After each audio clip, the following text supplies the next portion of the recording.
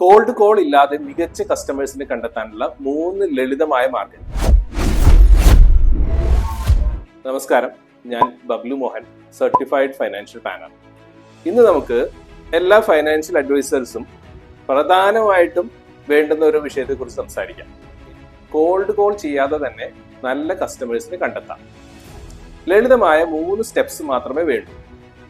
ഒന്നാമത്തെ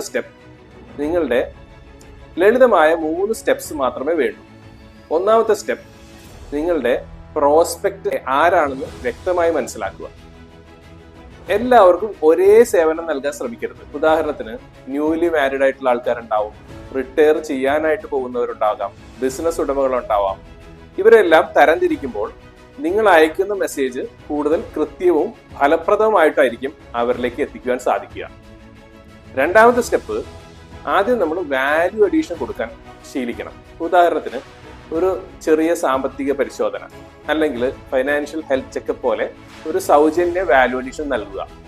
ഇത് നിങ്ങളെ വിഷയത്തോടുള്ള പരിജ്ഞാനം കാണിക്കുകയും കസ്റ്റമേഴ്സിന് നിങ്ങളുടെ അടുത്തുള്ള വിശ്വാസം കൂടുകയും ചെയ്യും.